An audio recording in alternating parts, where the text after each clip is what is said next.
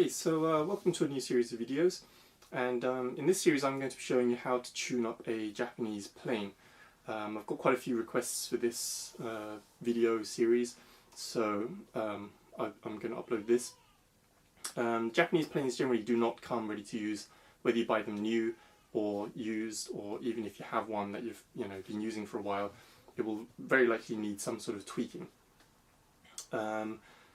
There are planes marketed as being kind of fully ready to use out of the box, but they very rarely are, especially if you're shipping these things overseas.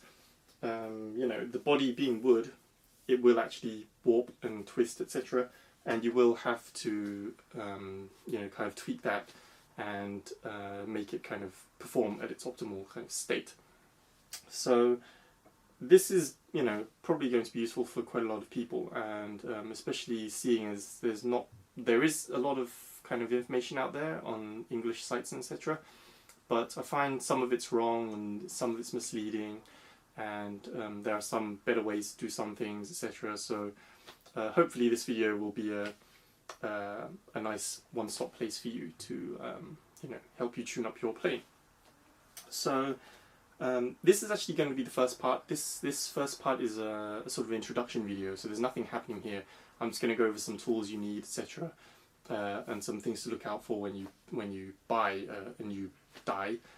So if you want to go to the actual how to do it part, then skip to the kind of next video. Now, the next video of this series is not actually going to be the proper next video of the series, because what you actually really want to do when you first tune up a plane, is you want to tune up the blade. And I've split that section off into a separate video so that people who just want to tune up the blade, etc., they can watch that and they don't have to go through the series or whatever. So if you actually want to just jump straight to the action, watch the blade video first and then come back to the series for the next part.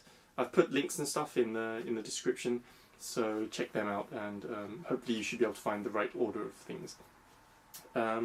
So things you need. Well, you need obviously your plane. This is the plane I'm going to be showing you how to, I'm going to be tuning up. This is a new old stock blade, a new generic chip breaker, and a newly cut die. Now, the chip breaker is nothing special, it's just a chip breaker.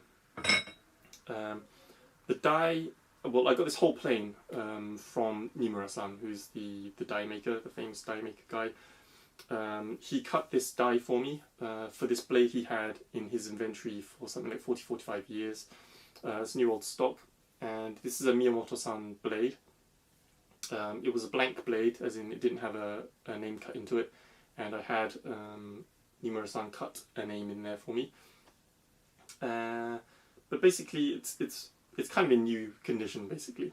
So this is kind of something you'd typically see in a new plane. So the blade is just the blade, it's not sharpened or anything. There's a lot of tuning left to do here, so that's something I'll cover in the blade video. But the die, now the die is something which kind of greatly influences how much work you need to do when you tune up a plane. First, it has to be seasoned wood, so it doesn't really warp and twist everything when you actually finish tuning it. Dies usually from the kind of the famous type makers. They usually age for a few years, so you can be pretty certain that they're relatively stable. They will still warp, etc., but they will be more stable than a kind of cheapy no-name die, I guess. Especially actually if you buy used auctions and stuff, they will have aged for a long time. So they should be relatively stable, although they will have other problems because the previous owner would have done all sorts of weird things to the die, so you'd have to kind of fix them sometimes. But this is a very typical new die. This is what's called a 90% fit. So the blade, if I just slide that in, put that in with light hand pressure there, you can see it's nowhere near the mouth. You can see there's a huge gap there. This is about a centimetre away from the mouth here, and that's obviously no good. Now, this is what's called, as I said, 90% finished die. The kind of ready to use dies, I find generally they're too tight. So they will go quite far down, but you still need to kind of hit them with a hammer or mallet pretty hard to get them to go anywhere near the mouth. And by that time, you've created a bulge on this back end here because the blade is kind of pushing out there. So generally they need some tweaking as well. So watch out for that. When you buy a new die or buy a new plane, try to get one that isn't actually kind of ready to use, or actually avoid them, because I find that the ready to use ones, they try to kind of create the hollows, etc., and make the mouth open, etc. But generally speaking, I think they make a bad job of that, because the few examples I have anyway, the mouth is cut way too wide. These hollows are also quite kind of deep, so they're not really suited for fine kind of finishing work. So I'd avoid them. Now this plain die also has this ledge, that's to me. I thought I'd show you tuning a die with this ledge because it requires some extra kind of steps, etc. But if you don't have this ledge, then it makes your life a lot easier. Some people actually just cut that ledge off anyway, so it's not really going to affect the performance of the die, the plane. So whether you have it or not is not really such a huge problem.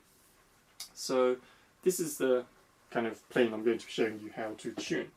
Now, tools wise, you would need, well, for the blade kind of side of tools, sharpening stones, etc. I'll cover that in the blade video.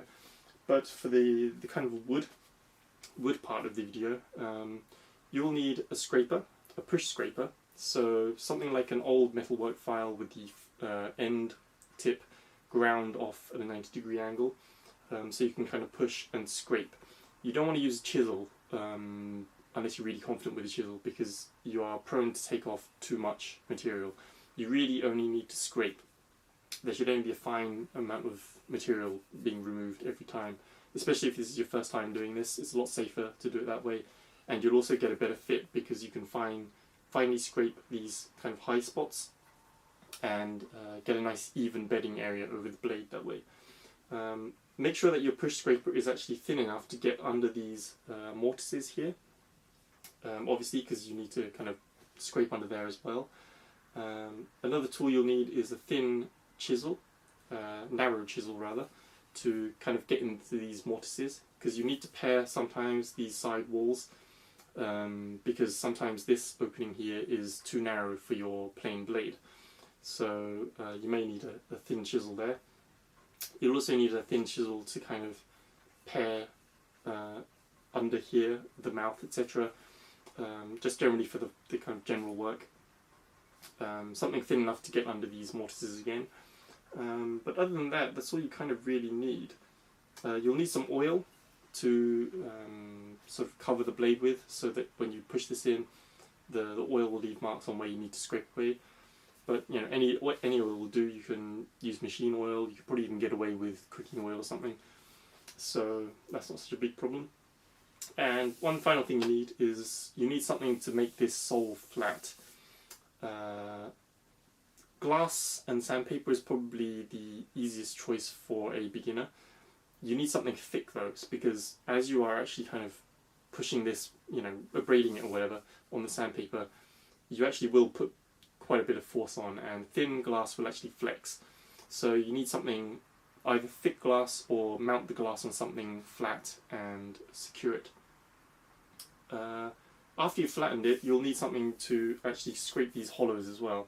Traditionally a scraper plane is used, but it's pretty unlikely that you have one, considering if this is your first kanna. So you can actually use a wide chisel, or you can even use a cabinet scraper. So I'll be showing you how to use a cabinet scraper as well in this series. So there's not really much in the way of specialist tools you need to tune up a kanna, and it's actually quite easy, but for some reason people find it kind of daunting. So I guess I'll walk you through it step by step, and hopefully you should be able to tune up your kanna to produce very fine shavings in the end. So this is basically all you really need to do it. So as I said, the next video is the blade video, so click on the link in the description if you can't find it, and I'll see you there.